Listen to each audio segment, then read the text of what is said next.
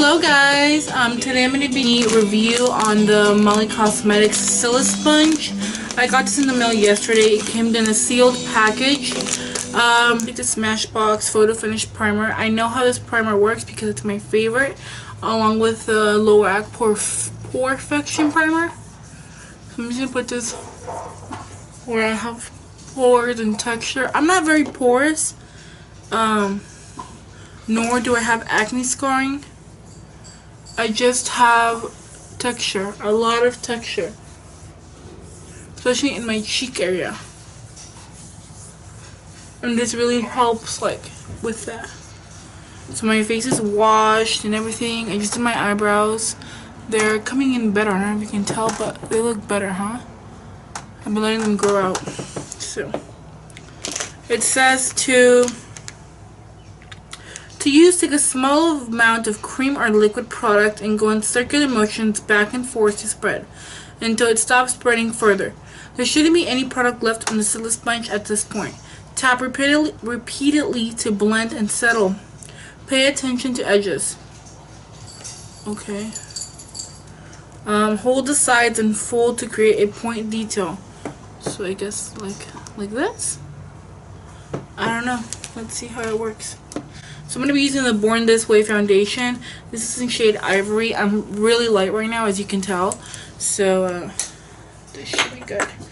Usually I use 2 pumps of this, 2 to 3 pumps. I'm going to use 1 pump right now, back of my hand. Okay. I'm going to put my mirror right here so I can see. I like this angle better than that one. I feel like because I get more lighting from that side. So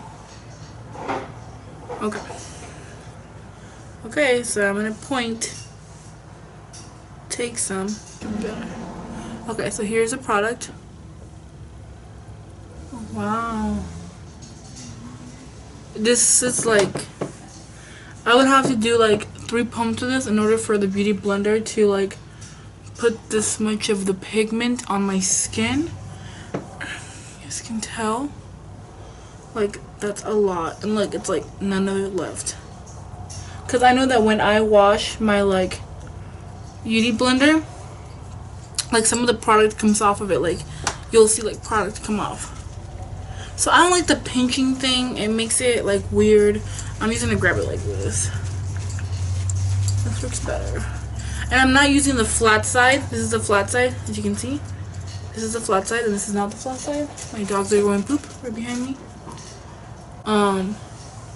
It's so, and I like this because it really, like, the curve right here can really get under the eye. Let's see. Instead of 3 pumps of this being completely full coverage for me, I think like 1.5 will do.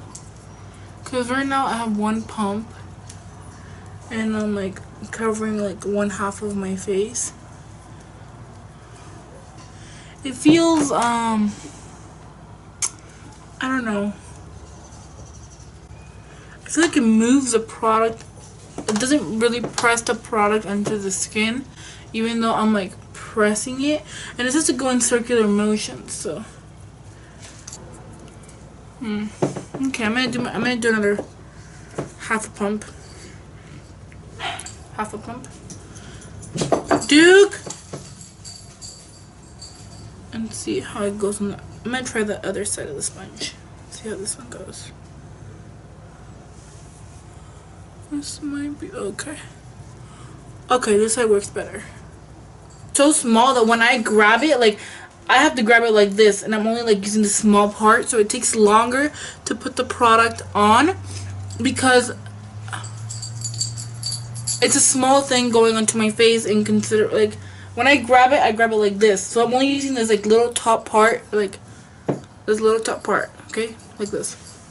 So I can only use that, like I can't use the whole thing. In comparison to the beauty blender, I can do this.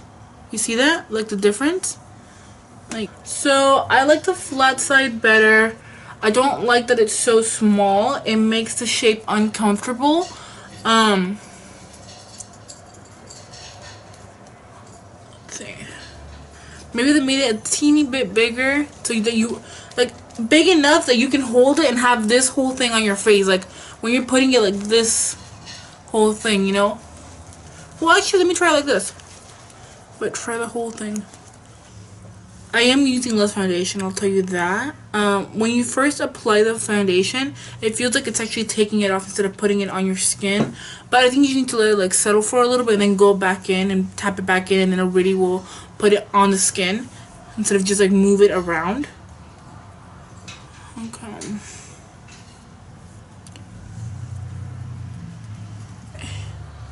So I do like how this saves product and does distribute every single drop of it onto your face.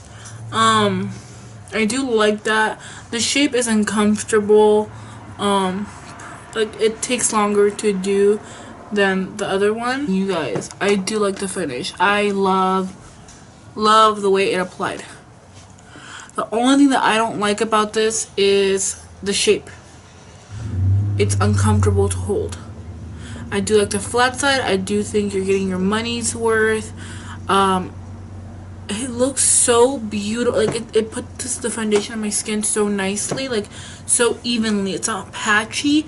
Sometimes when I use the beauty blender, it can be patchy. So my final thoughts on the sponge for foundation only is that it applies the foundation very even, non-patchy. You're using half of the product you usually use, and I use. And I don't like the size of the sponge. I do a little bigger. I'd be happier with it. I don't like the size. I don't. It makes it so uncomfortable to hold. I love the shape. The shape, I feel like it's really good to get under the eye like this. Like it's really nice. It doesn't tug on the skin. It looks really nice, really even. I really like it, and I love the beauty blender. My beauty blender over anything. But this may came on second. So usually it's like my beauty blender, then my brushes. But right now it's like my beauty blender, the Sillisponge, and then my brushes. I really like this. Let's see how it does with concealer under the eye. So make sure to use, like, if you're going to be trying this out, try it with a foundation that you know you love and you know how it works. I know exactly how this foundation works. This foundation works really good on me with a beauty sponge, not with the brush. So I know exactly how this foundation works on my skin, how it looks like, and it looks better than when I use my beauty blender. I know how it works. Like, I know how it goes on my skin. This is my favorite concealer. This is an Urban Decay Naked Skin Concealer in a light neutral.